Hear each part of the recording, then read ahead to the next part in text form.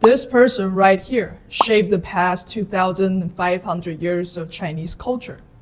If all of Western philosophy is but a footnote to Plato, then the past 2 millennia of Chinese thought is but a footnote to this person, Laozi.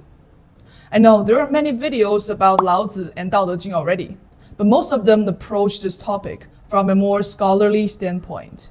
In our video, however, we aim to talk about this topic from an insider's perspective as living Taoist cultivators who practice Taoism. Hope to offer you some fresh insights. Meanwhile, this video is part of a larger project, a new series about Taoist history. In this series, we will explore the history of Daoism from its birth to the present. This includes not just philosophical Daoism or Daojia, but also religious Daoism, Daojiao. We will walk you through Taoist schools and sects of each era in chronological order. These include, but not limited to, the Huanglao school, Laozhuang school, the Yangzhu school from the Warring States period, and Taiping Dao, and the Celestial Master Dao that emerged during the late Han Dynasty, as well as Shangqing Dao, Lingbao Dao, Shengxuan sect, and the Quanzhen sect of later periods. We will also cover non-sectarian traditions such as inner alchemy, sword immortals, and the internal martial arts system. We'll provide you with an insider's understanding of Daoism, drawing from the experiences and perspectives of Taoist cultivation in a comprehensible way. You'll have an overall picture of Taoist history, its major sects, and key figures, along with an exploration of Taoist practices and its evolution. Here at Shengxuan Daoism, we believe in infinite possibilities, and that Daoism is a systematic and well-tested approach to actualizing our true potential. If our video resonates with you, please like, share, and subscribe to support us. Also, let us know in the comments below, would you like to learn more about Daoism?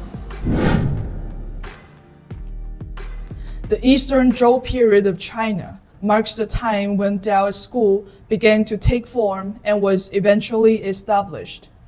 This was a period of upheaval and transformation in Chinese history, roughly 2,500 years ago. The Zhou royal family was weakening, and the feudal lords they had appointed were growing in power. As a result, the rules and cultural systems established by the Zhou dynasty began to disintegrate. Although the Zhou dynasty still held nominal power, new social orders and ideas were continually emerging, with lords battling each other for dominance.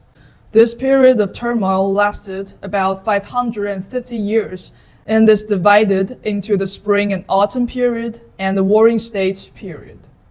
During the Spring and Autumn period, which is roughly from 770 to 476 BCE, various feudal lords began to claim kingship and engage in fierce conflict.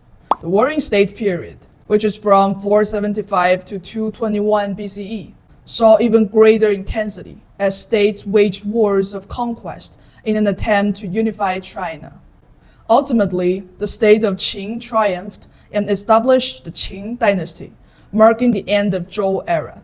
These several centuries were not only marked by intense military conflicts, but also by the flourishing of various philosophical schools, as thinkers saw solutions to the challenges of governance in the time of chaos. This intellectual explosion gave rise to hundreds of schools of thought, including Taoism, Confucianism, legalism, and Mohism, and so on. The story of Daoism begins in Spring and Autumn period, with the sage riding a green ox and traveling westwards towards Hangu Pass. Hangu Pass was a crucial pass in ancient China, located in modern-day Henan province, and served as the gateway to the western region. According to the legend, one day the keeper of Hangu Pass, Yingxi, observed an unusual phenomenon: purple qi and clouds rising from the east, slowly drifting towards the pass. Recognizing this as a sign that the sage was approaching, Yingxi prepared himself to welcome this wise person. Sure enough, not long after, the sage appeared, riding a green ox. Yingxi stopped the traveler and asked him to share his wisdom before continuing his journey. The sage obliged, and his teachings were recorded, becoming what we know today as the Tao Te Ching. This sage was none other than Laozi. After imparting his wisdom, Laozi continued his journey westward and disappeared from history. Tao Te Ching, consisting of roughly 5,000 characters, marks the beginning of Daoism. Even though the understanding of the Dao can be traced back to the deeper traditions of ancient Chinese civilization, Tao Te Ching is the first work to explicitly name and discuss the concept of the Dao. During the subsequent Warring States period, Laozi's followers took the Tao Te Ching as a core text, named the school with the character Dao, and established Daoism. Its impact also extended to other Chinese schools of thought during the Warring States period. For example, Han Feizi, a leading figure in legalism, were known for his commentary on Tao Te Ching.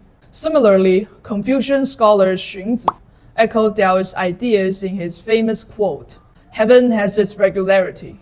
It does not survive for Yao, benevolent ruler, nor does it perish for Jie, a tyrant." Over the next 2,500 years, the profound wisdom of Tao Te Ching influenced Chinese philosophy, politics, and culture. Moreover, it even left its mark on world civilization. Notable figures such as novelist Hermann Hesse, philosopher Martin Heidegger, and psychologist Carl Jung were all influenced by the Tao Te Ching. Today, it remains one of the best-selling books globally. So, what exactly is the Dao? According to the Tao Te Ching, the essence of the Dao transcends human language. It cannot be truly defined. For the sake of discussion, we forced the name for it, Dao. The Dao is the source of all creation, the origin of all laws and principles that govern the universe. It is the gateway to both existence and non-existence. It is because of the Dao that the natural world has its order, and the human society finds its structure. Simply put, the Dao is like an invisible river that drives the development of all things, whether it's the changes in nature or the order of human society. The Dao is silently at work behind the scenes. For Taoists, understanding and perceiving the laws behind all things and knowing how to act in harmony without forcing outcomes is the foundation of preserving oneself and governing a nation. To be in harmony with these principles and use them to one's advantage can lead to accomplishing tasks with minimal effort. Moreover, through cultivation, if one can perceive the deeper, more profound Tao behind these principles and tap into its creational and transformational power, one can achieve the extraordinary transcendence that goes beyond the boundary of an individual made of flesh and bones. This is the ultimate pursuit of Taoist cultivators. So, who was this wise man, Laozi? Well, the name Laozi is not actually a personal name, but the title of respect. It means the wise elder master. According to Shiji, historical records, his family name was Li, given name Er, and the courtesy name Dan. Details about his life are scarce, particularly regarding his birth and death, but he is generally thought to have lived during the spring and autumn period. According to Shiji, Laozi served as an official called the historian under the pillars for Zhou dynasty, a role that involved recording court affairs while sitting beneath the palace columns. Similar to a modern-day historian, secretary, and archivist of the national texts and records. As a significant recorder of history and the manager of the Zhou royal archives, Laozi had first-hand access to the internal workings of the Zhou court and its accumulated knowledge.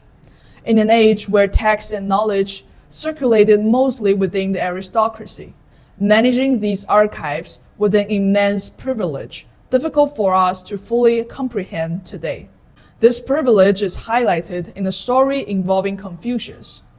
One of Confucius' core pursuits was to restore the rituals of the Zhou, but where could he learn the authentic Zhou rituals in an era where they were already collapsing? The answer was to consult Laozi, which led to the famous account in Shiji of Confucius consulting Laozi about the Zhou rituals. In fact, Laozi not only understood the Zhou rituals, but also very likely possessed extensive knowledge of pre-Zhou culture, making him a true master of the wisdom of ancient civilization passed down through the Zhou royal lineage, making him a symbol of profound wisdom.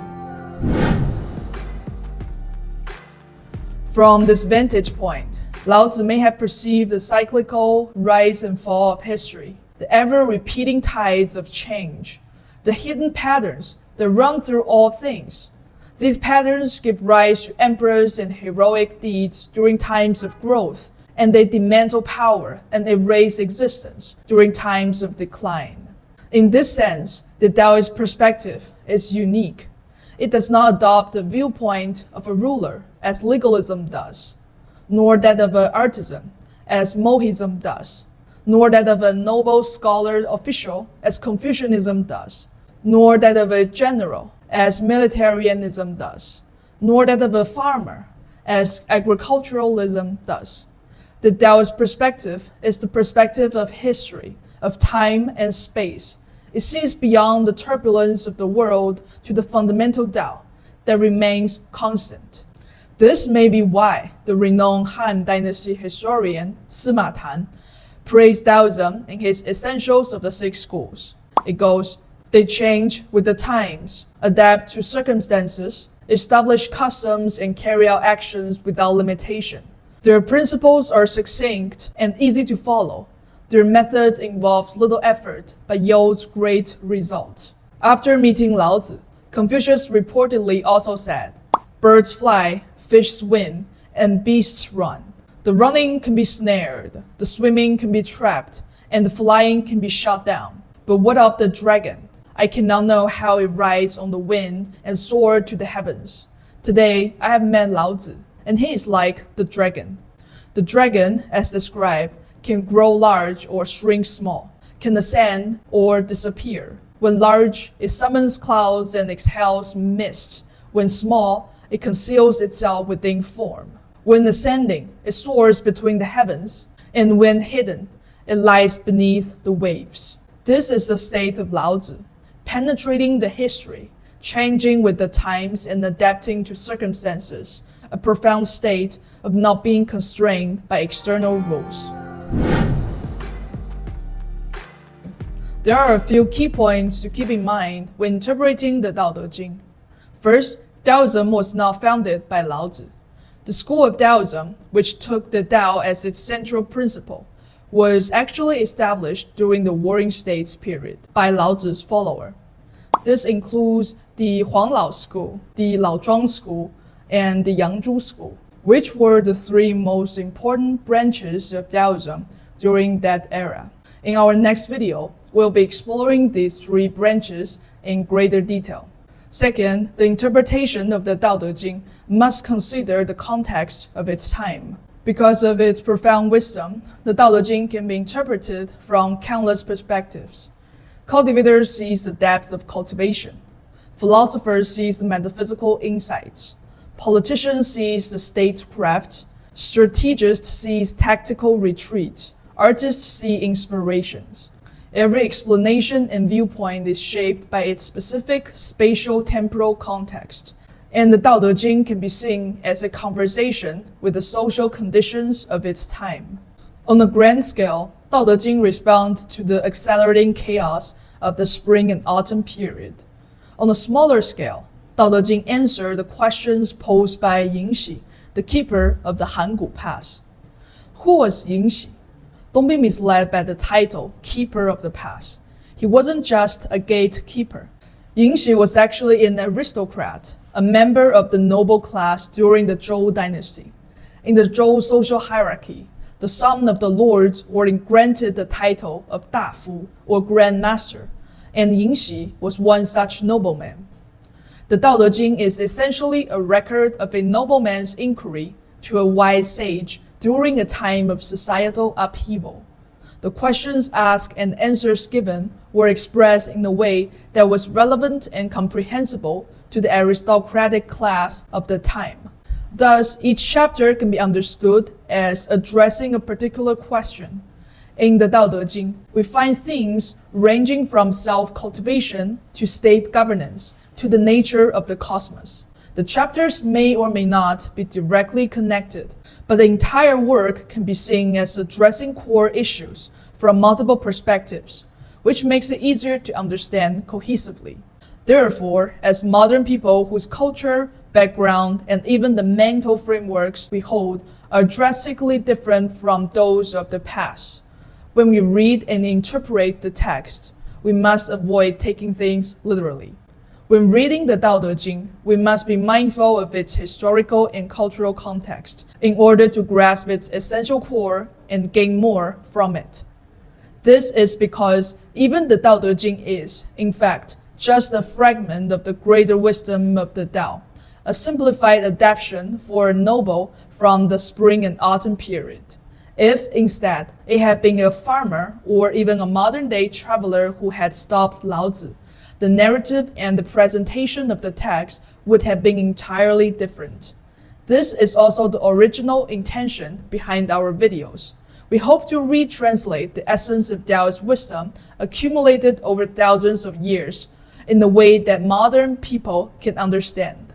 It's not just a translation from Chinese to English, but a translation from different spatial temporal slices to our present world. We believe that the Taoist profound wisdom and cultivation can bring hope and potential to everyone in today's rapidly changing and turbulent world.